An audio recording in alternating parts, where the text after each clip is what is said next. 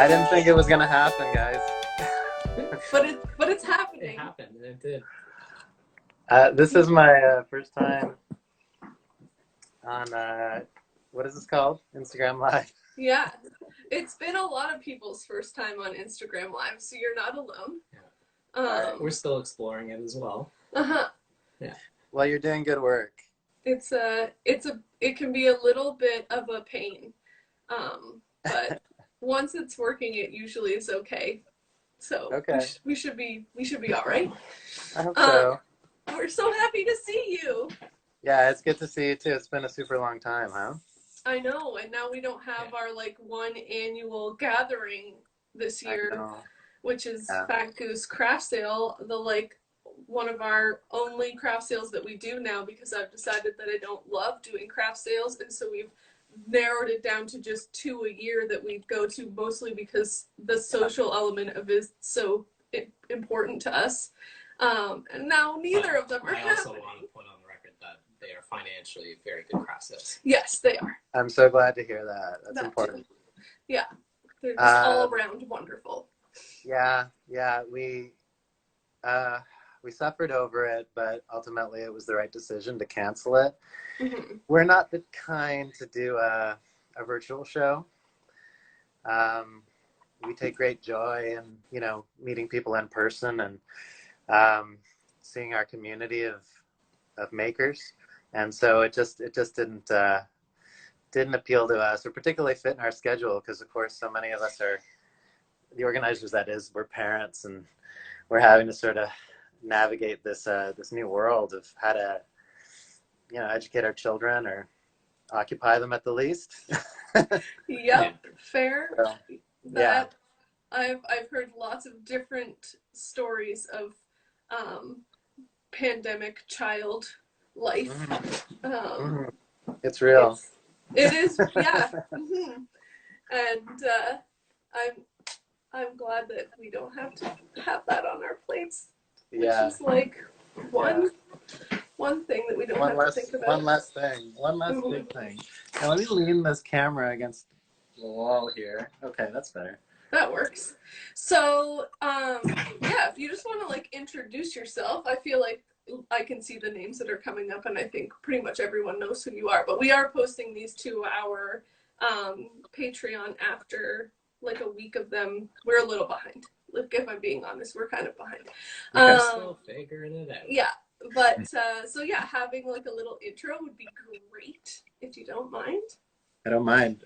So I'm Vincent Perez, and I own a print shop called Everlovin Press, where I make letterpress prints for custom clients. I also make prints for retail, and I've been in business for about 10 years. I've been letterpress printing for about 12 or 13 years. So previous to my own print shop, I managed a print shop at NASCAD, the Nova Scotia College of Art and Design. And that's where I learned how to print. They have a remarkable collection of letterpress equipment there. And I got the run of it for a smooth, year and a half or something. And it was a classroom also. So, it was a student-run business, which I managed, and then a classroom for printmakers and the self-publishing courses that went on there. I'm also a graphic designer. I do a lot of that, and I love us too. You gotta be resourceful, right? Yep. So yeah, I love the format of these interviews. The idea of sharing prints from my collection really appeals to me, because nobody gets to see these, mainly because I don't know about you, but I've got so many that they couldn't possibly go up in my house, so they just gather dust. Some of them are going to be ones that I've managed to frame, and some of them just have never seen the light of day. So I love that. Yeah, that was kind of one of the main things, is that we also have these drawers of work. And I mean, we have a lot of wall space, but still there's no way we could accommodate everything that we have. And a lot of it is like, you know, proofs, like a lot of what we have anyways, like proofs that people have left because they finished an edition. They took the ones that they thought were like, yeah, these are successful, and then we kind of get left with like the pieces that they didn't deem part of the edition, which is really great. And we pull them out to, like, if we're running a workshop or something, to be like, okay, here's how it works. And sometimes the proofs are perfect for that. Like one of the pieces that I have for today is a proof that we actually show often, because you can see the plate registration, because it was like testing out like how to get the registration right on the etching press. So you can see the different edges of the plate. The print is still beautiful, even though it's like the registration isn't spot on, but it's good for like teaching a lesson about like knowing when it's not hitting properly and what that looks like, and seeing the layers of a print to people that don't know that part about printmaking. So yeah. And it's a nice bonus of your job that you get to keep all of these proofs, huh? Mm-hmm. It is, yeah. And it's been nice just to like catch up and see people and have a like kind of relaxed way of sharing and talking and participating in something that's not overwhelming and stressful. Yeah, I've enjoyed the guests you've had on. I'm a big fan of Carl Wiens, and so that was really lovely. No, it's been good. Yeah. So it can go in whatever order you'd like. We can start, or you can start. Where are we right now? Are we in your home, or are we in the studio? We're at my home today. I think the studio would be a little too loud. I share a studio space with a screen printer, as you know. Yes. And it can be hectic. So unfortunately, that would have been a lovely setting. I mean, I think it would have been instructional to be able to sort of show you tools or whatever. I mean, you guys know, but like the audience, presumably. It might be worth me saying, for those of the audience that don't know, that letterpress is like movable type, it's relief printing, but you'll get the idea when I show you these prints, because they're all letterpress, all different sorts of letterpress, and made with, you know, with your wood type and, you know, relief plates and photopolymer. So awesome. I love it. So I don't know, do you usually go first? I don't really. We don't have really strict format. No, okay. We really don't. All right. I'll go first then. All right, sounds good. So I'm kind of hoping to fit in 4. We'll see how it goes. That happens more often than you would. Yeah, it's hard to choose, right? Yeah. Hard to choose. Okay, so let me see if I can adjust things here so you can see this better. Oh. Is this flipped? Like, do you see it? Yes, I guess it is flipped. It is flipped, and I can't correct that. We correct it afterwards when we put it in like the Patreon post, but right. I mean, I think you would have to like turn your camera around and shoot from the outward camera. Right. Yeah, then I wouldn't be able to see what I'm doing. Yeah, no, I'm in my home office here, so it's the best that I could do, because my children are probably like gonna interrupt us. That's fine. They're adorable. Almost no doubt that will happen. Let me see. Oh, the lighting's better here. Okay, bear with me. Oh, I like your T-shirt. Yeah, this is do you know Hazel Meyer? I don't know the name, but the drawing looks familiar to me. Yeah, I think she's a Toronto-based artist. Okay. And I'll show you, because this is printed, right? So yeah, this is her artwork. That's great. Yeah, I love it. Okay, so I think the lighting's as good as I'm going to get it.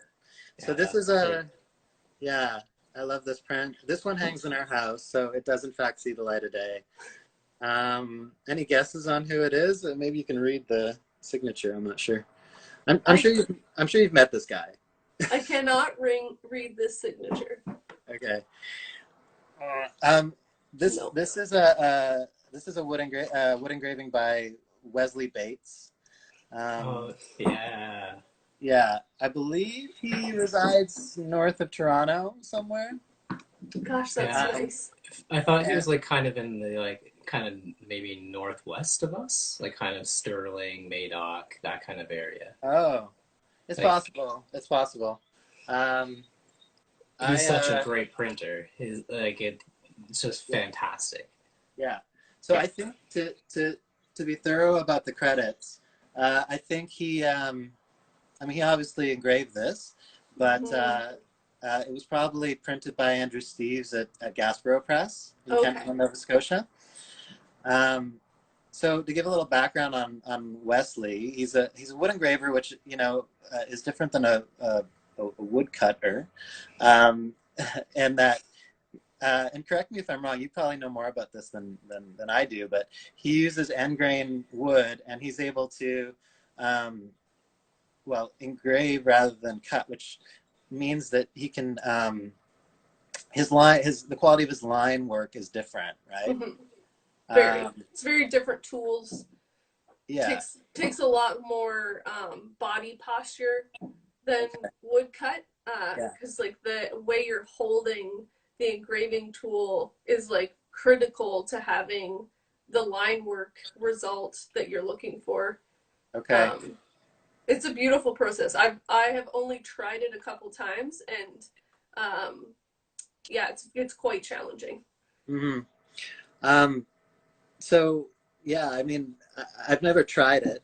I get the impression that unlike with woodcut, where it feels like the marks you're making, they're kind of they have to conform like to the grain of the wood. Mm-hmm.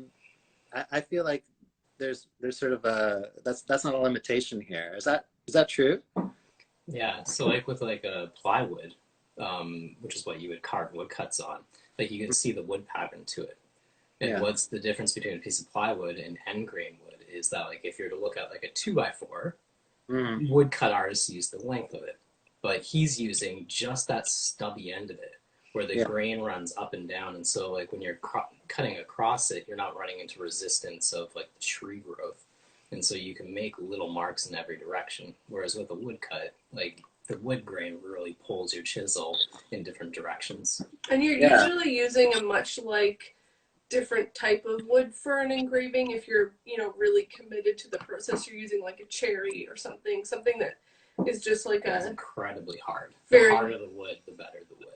Like a pine would be terrible. It wouldn't hold any detail, but traditionally you use cherry wood, or at least that's what like Japanese wood cuts are done on. Or you can use like, I think boxwood is really popular. So you're not fighting the wood as much. Right. Yeah. Okay, that tracks with what I kind of know about it. Yeah. I figured you'd have met Wesley because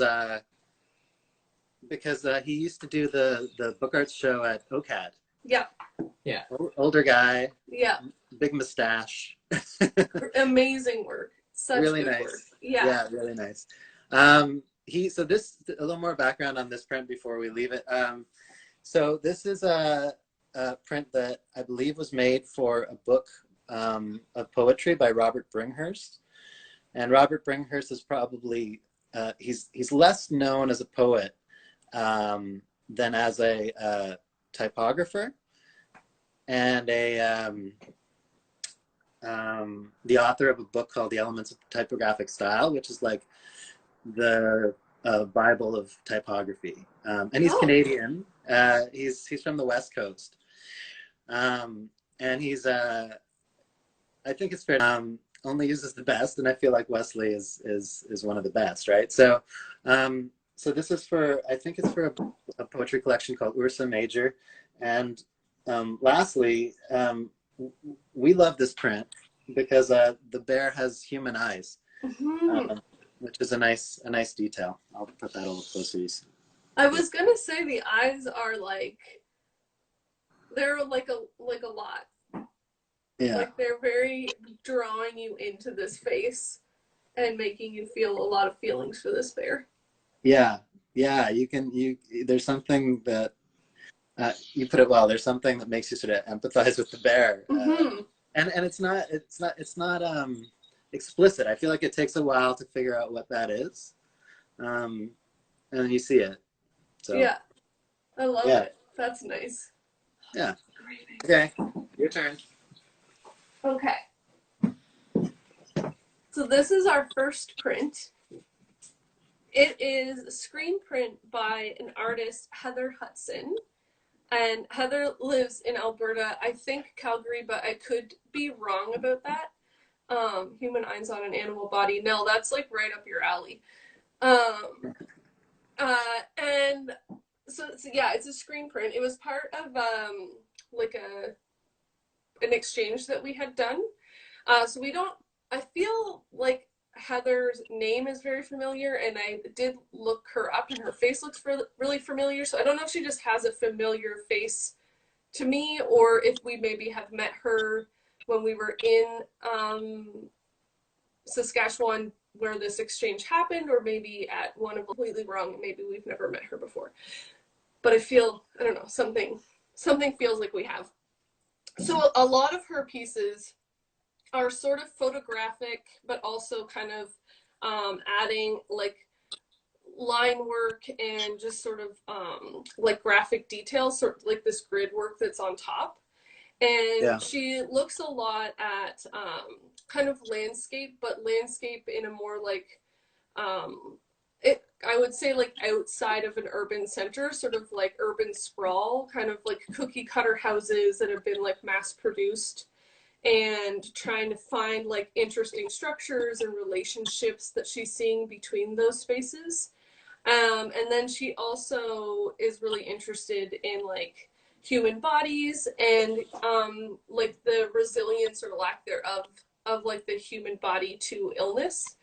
So I thought that was like a really interesting part of her work, and also it relates well to kind of like this like negative space that's happening here. So the figure that's been cut out, so it's both like present but also not present, and that happens a lot in her work. It's very fragmented.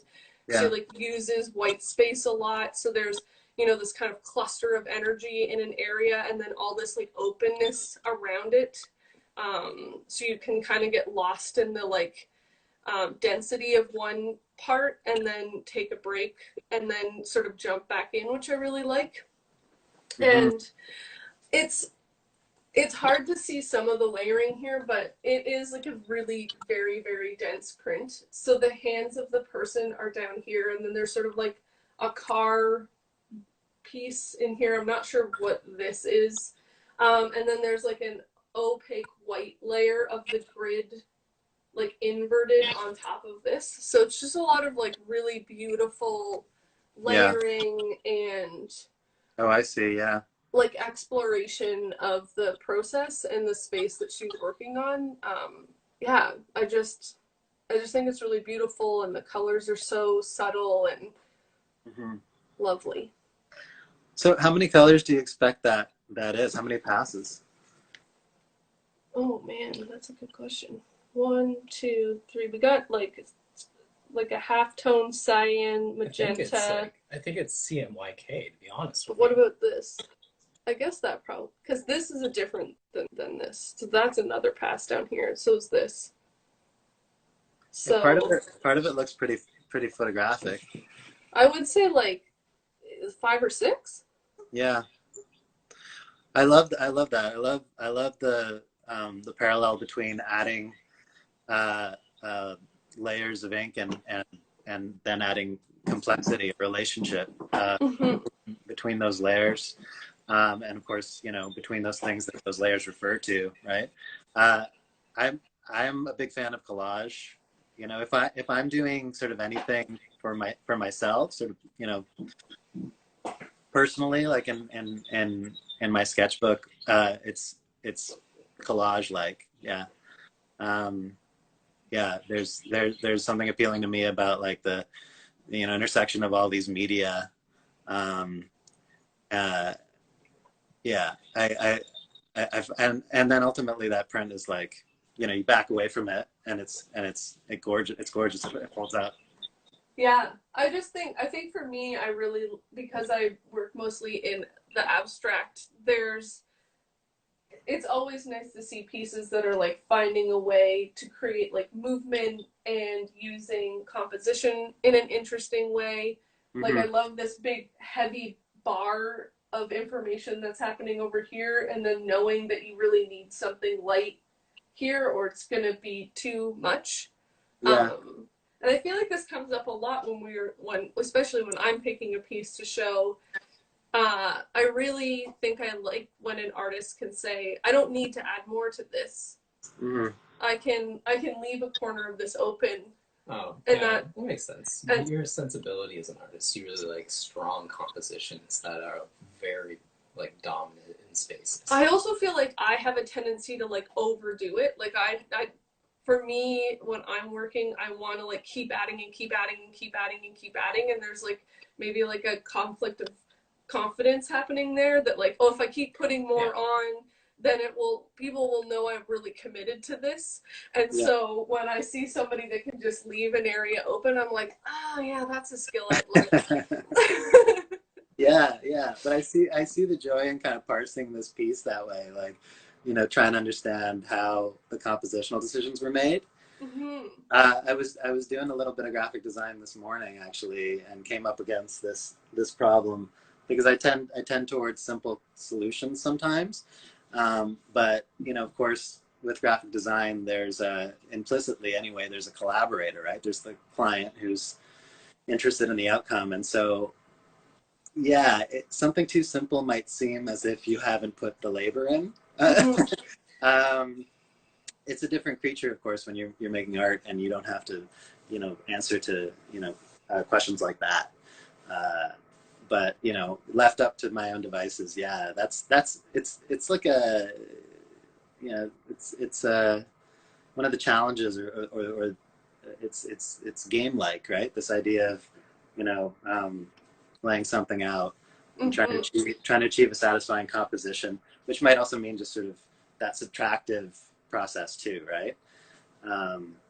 Yeah. Exactly. Yep. All right. So my turn again? Your turn again. Okay, I'm so excited. I'll show you.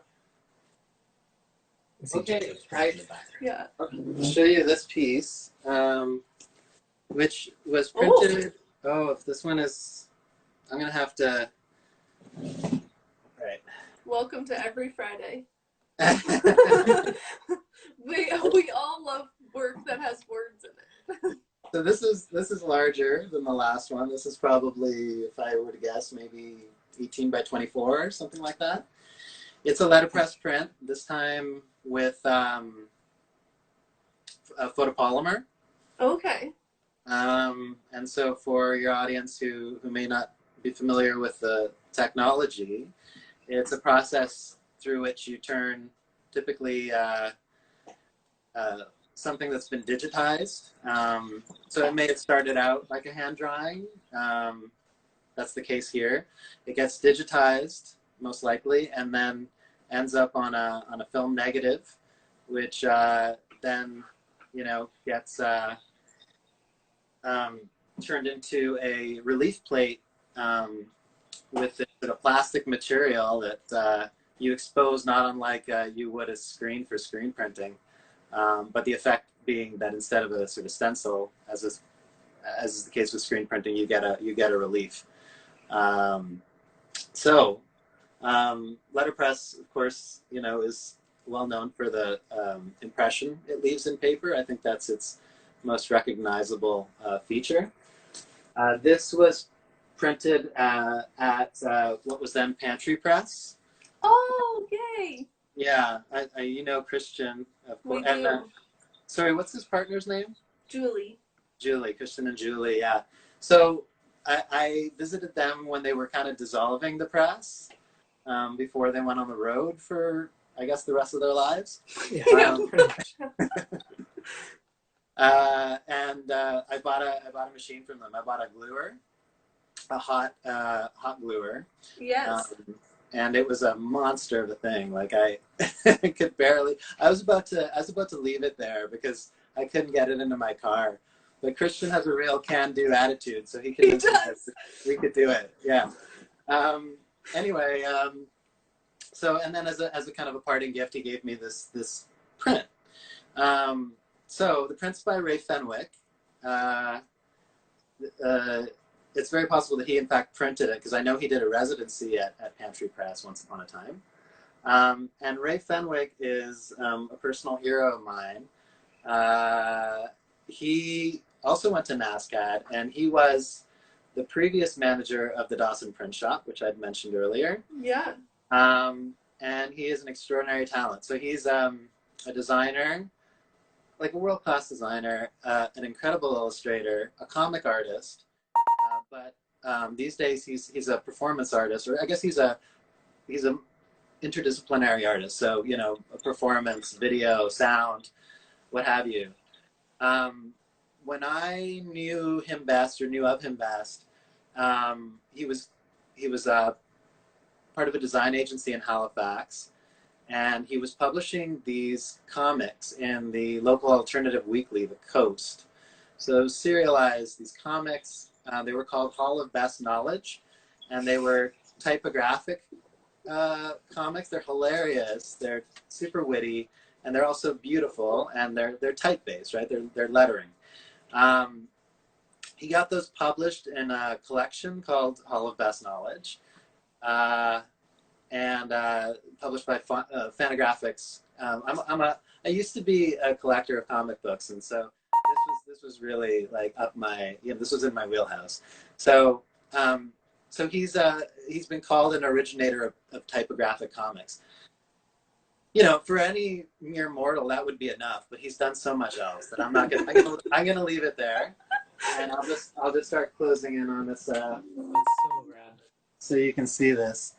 Unfortunately, you may not be able to read this if it's backwards, but you can get a sense of his style. You don't even have to read it to know that it's funny, and that it's weird, right? Yeah. So this, you know, unlike the comic, this is not, you know, meant to be a narrative, or, you know, meant to be, you know, it's not meant for easy consumption. Like this is a more, you know, difficult piece. And what was the artist's name again? His name is Ray Fenwick. He lives in Winnipeg now. Yeah. So does the comic have drawings like this as well, or is it strictly type? It has some drawings like this, but it's mainly type. Yeah. You get the sense from the drawing, and also from the comics, and also this particular print, that, you know, he's having fun, right? Like he's clearly hilarious, and also that wonderful blend of like experimental, I guess, thoughtful, always pushing, right? Mm-hmm. I guess, you know, I'm drawn to this print for a few reasons. You know, it's letterpress, and it's well done. It's really well printed. So well done. Like, to just throw 2 colors at a piece of paper and for it to come out, like, I cannot do this. The consideration just between those 2 colors plays really well across the whole composition, and like it fits really well. I like how the red is also sort of this morning. Is just sort of like screaming over top of all this other text too. It's like, no, but listen to this. Yeah, I like that. I think that's part of its being sort of unorthodox or something. Like I feel like there's you know, from a designer's point of view, it's problematic, right? But again, we're talking about, you know, layering again through printing, and the complexity and the sort of relationships that adds to the piece. And yeah, here's a good example of some of his line work. Yeah, it's wonderful. Yeah. And the handwriting is really good. Or what I'm assuming is handwriting. Yeah, I think it's all handwritten. Well, Yeah. No, not the red. Not the red. There's The no red way. looks like real type, whereas everything else looks like it's handwritten and was shot on the polymer plate with it. Oh no, the red is his hand too. Yeah. Really? It's all hand drawn. Yeah, yeah. What? I'll try to get Okay, even a little closer so you can see. Can we investigate a couple R's? Okay, let's see if we can find another R in here that's not. Oh, I don't know. Oh, wait a minute. Go. How about that? There, that's a good one. No, look at those S's. Look at those two S's. Those S's are different. All three of those S's are different. There's 4 S's there. So many S's. So That's awesome. That's like actually incredibly impressive. It's very hard to like draw. S's are hard, guys. Yeah. There's a great Netflix has the series, I don't remember what it's called, like The Art of Design, or I don't know, whatever. It's a series about art and design. Mm. And one of the last ones in the second season is a typographer like talking about like designing and making type. And he talks about like which letters are the hardest to draw and why, and they have like like an adorable way of illustrating that with like these like little pieces of paper that show the letters and what happens if you like draw an S wrong, and how it kind of like ruins the whole word if an S doesn't hold the shape you think an S holds. It's really good if you like learning about type. Yeah. Oh, it is called Abstract. Thank you, Leanne. I gotta check it out. I do like learning about type. Yeah, it's really good. I highly recommend it. It's super good. Yeah. Sweet. Hand lettering is a favorite of mine. So I mean, the print has everything. It does. It's a good one. I feel it's only fitting to follow that with another polymer plate print done in a very different way. Whoa. So this is the proof I was talking about. So this, you can see like it's got some junk down here, and you can, if Kyle holds it really close, you can see all of the different plates that are in it. So yeah, so this is done on a photopolymer plate as well. So same, it's a what is it? KM? CMYK? No, the like 95, whatever the plate's called. Yeah. The KF95. It's either the KF95 or the KM95. The KF95 is plastic back, while the KM95 plates are metal back. So this is a metal back. I didn't know that.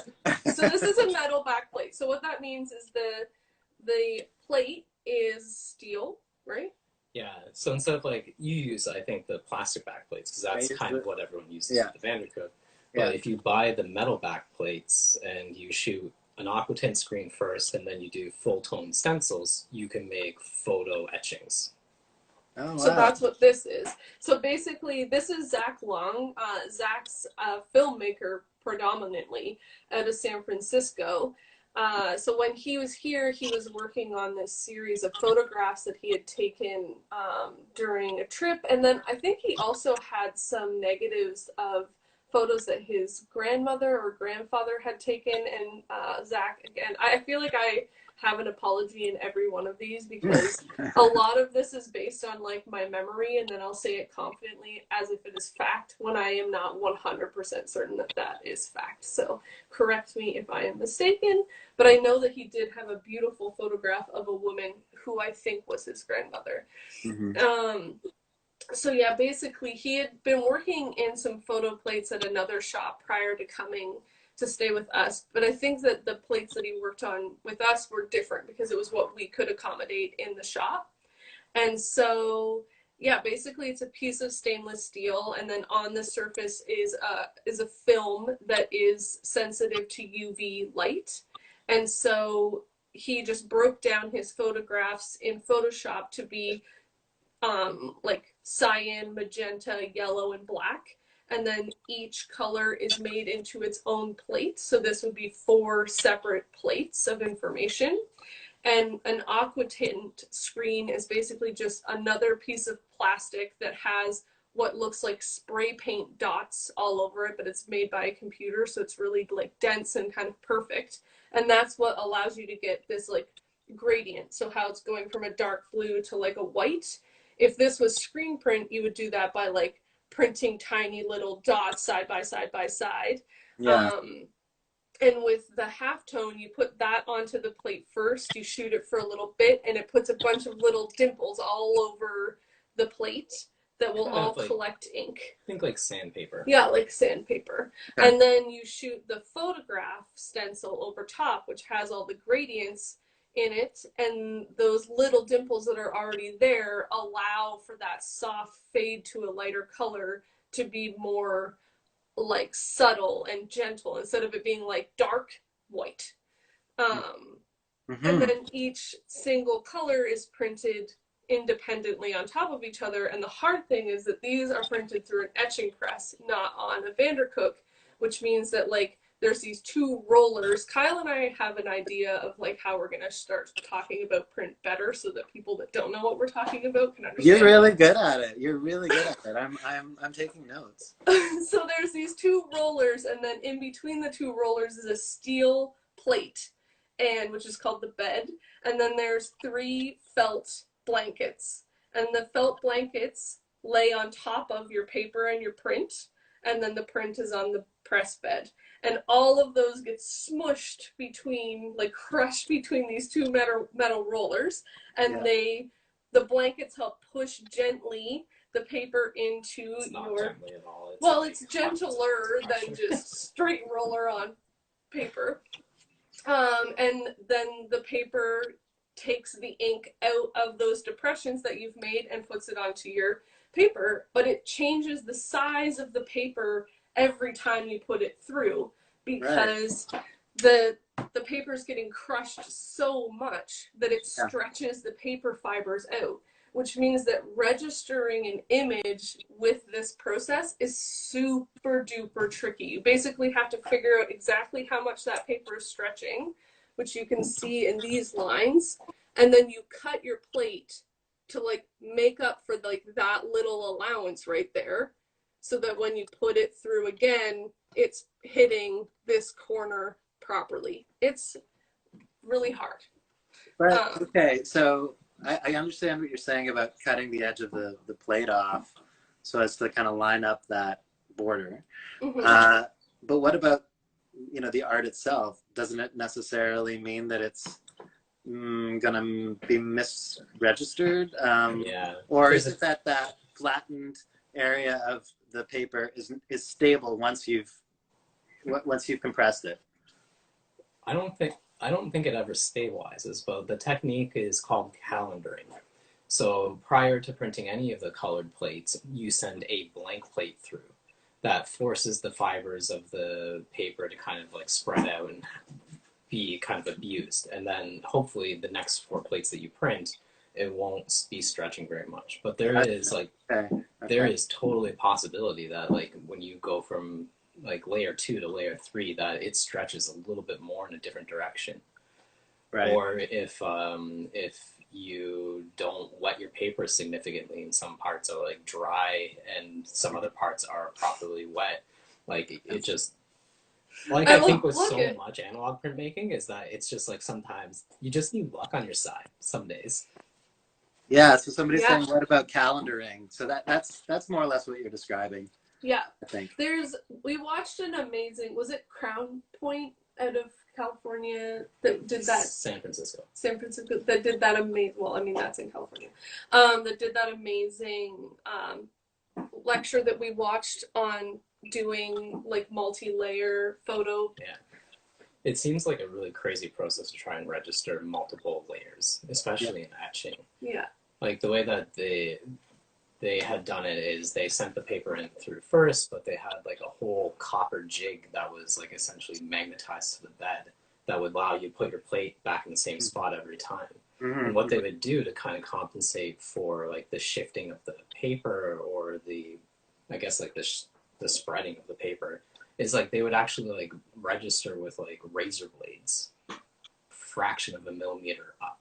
And then they take notes, and they're like, okay, on layer 2, we move it like essentially micro adjusting.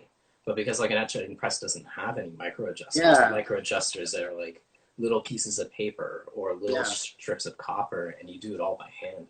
And like they would leave the paper like, so they would have every single plate prepared in advance, all the colors like on the plate. So every single plate that you're working with is already like ready to go.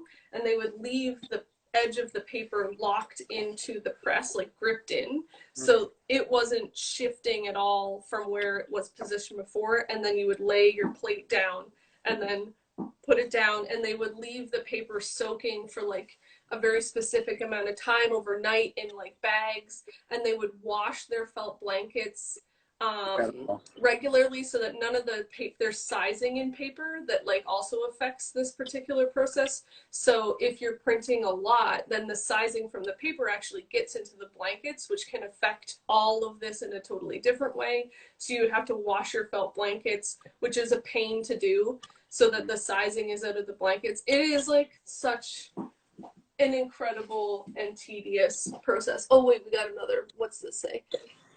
Yes, blotting, soaking your paper, having it moist to prevent all of that 100%. It is. So the issue with the sort of letterpress printing that I do is that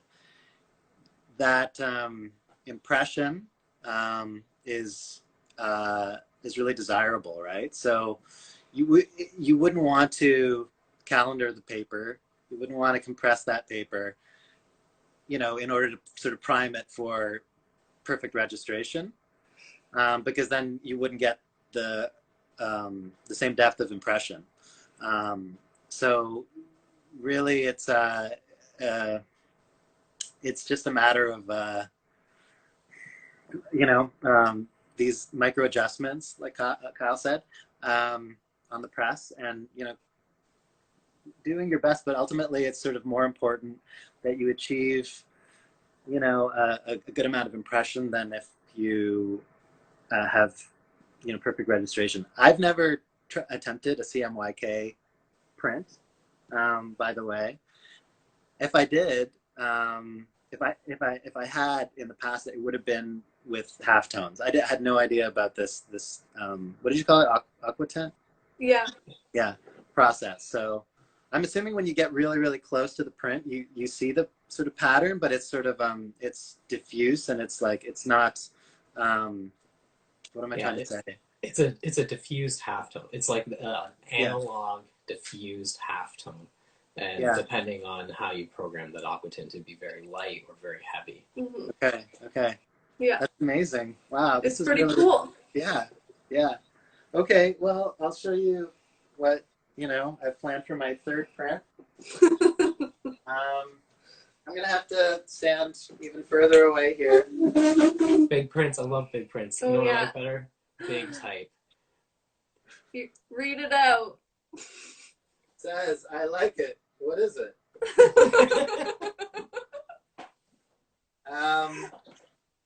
Okay, I'll get a little closer. There's a signature at the bottom. That's a big signature. Yeah. Oh, are they signing their, like, are they putting their name on a line and then they're signing on top of the line? That's right. Yeah. So this is a weird conversation I've had recently. Is that, like, my signature, you know, isn't the most legible. And so we've been having a discussion, like, should we be like hand printing our name on the back, or like writing our name in capitals on the back? Because since we've been doing flat files, sometimes we'll pull out an art and say, like, wow, I can't read their name. Who is this again? Yeah. That's a good question. Everything I've shown you today has been signed,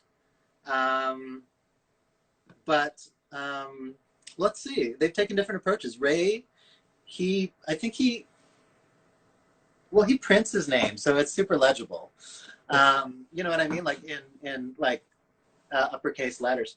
And yeah, in this case, but you know, okay, so he does this in part because he's kind of famous, like in a niche way, right? Mm-hmm. So I think to own Who is it? An Anthony Burill print is kind of a, you know. I like it. Who is it? Anthony Burill. Yeah. So his name's Anthony Burill. And as opposed to Wesley and Ray, I've never met this guy.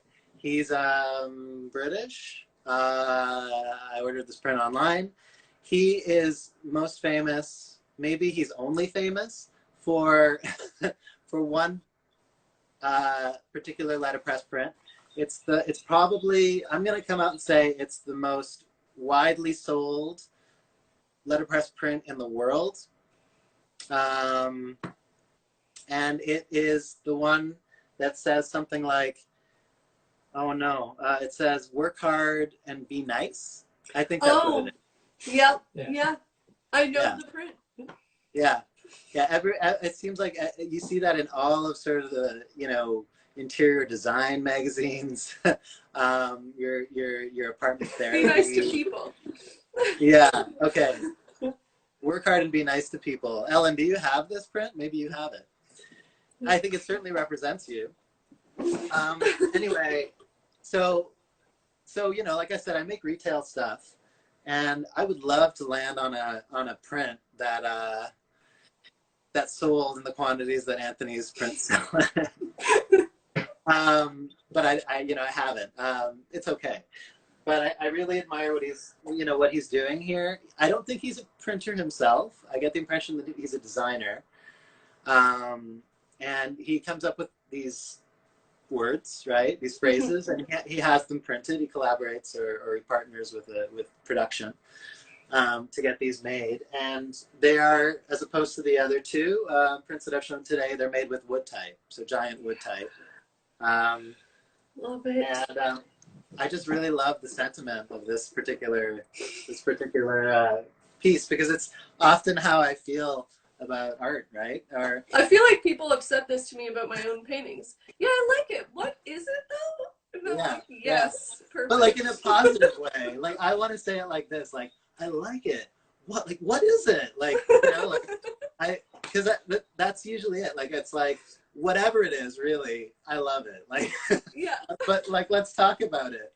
Or, you know, maybe it's like something that you know, your partner is like making for dinner, and you're like, I like it. This is new. What is it? Anyway, I feel like if I had a motto, maybe this would be it. I like it. Yeah.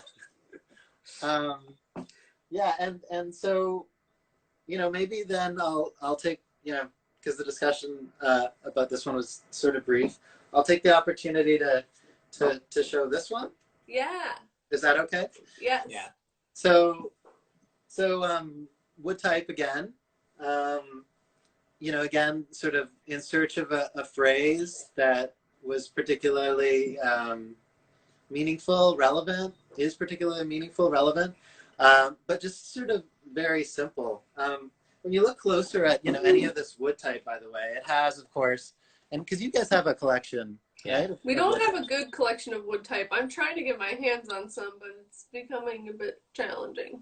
Okay. Yeah, it's coveted, right? Like you sometimes you come across these sort of strays, right? I call it the diaspora of wood type, right? And you want to kind of just gather them all up and be like, be whole again, you know, be functional as a tool again. But anyway, yeah, if you look close, you can see all the wear of many years of use, and that's part of the, you know, the patina, the appeal of using wood type and sometimes metal type. And just a quick history of this one. This is super recent. I did this one in collaboration with a designer from Ottawa. So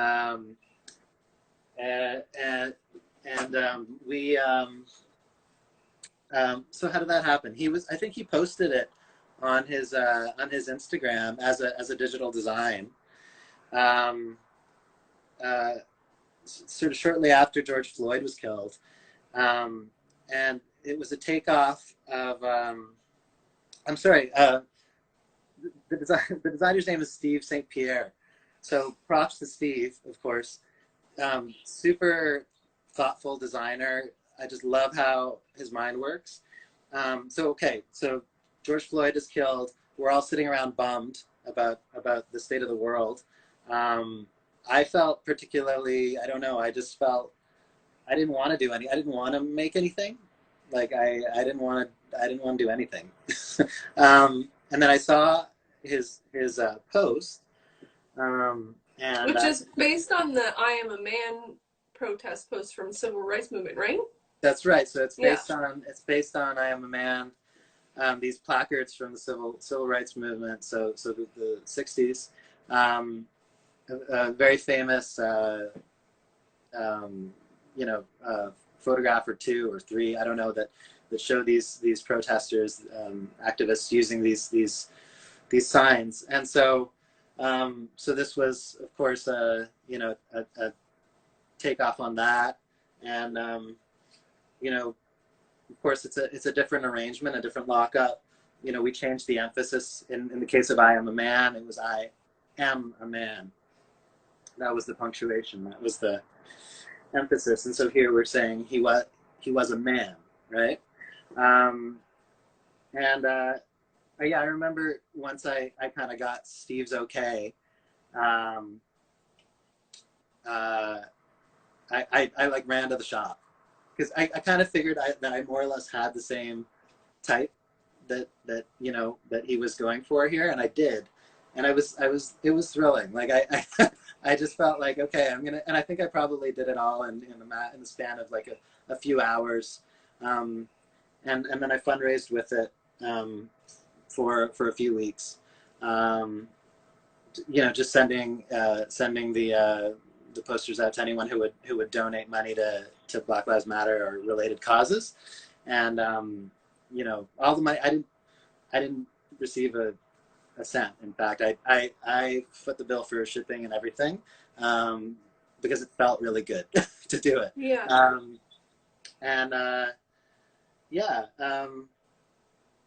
I guess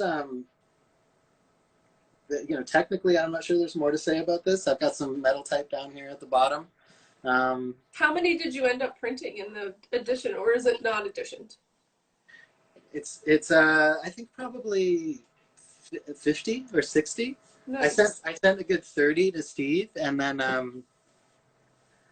I kept maybe, well, no, then it must have been more. I don't know, maybe 70, 80.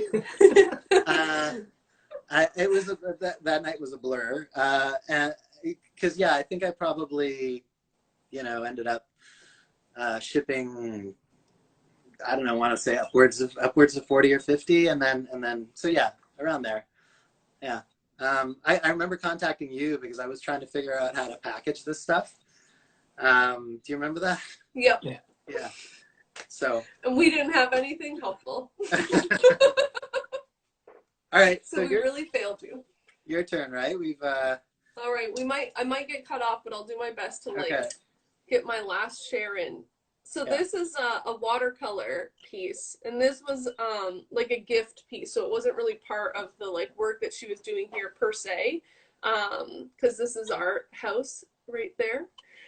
And this is by Jenna Vincent, and she's an artist in Australia, and watercolor predominantly, but I do think she does some digital work. And I feel like a lot of the people that, if I was to pick a theme of Sparkbox, I would say a lot of people work with the idea of place and home. How do we see the world around us? What makes it magical and special and interesting, or if not to everybody, at least to the person making the work. And so Jenna's work really dives deep into that. She went on a cross-country trip before she ended up at our place.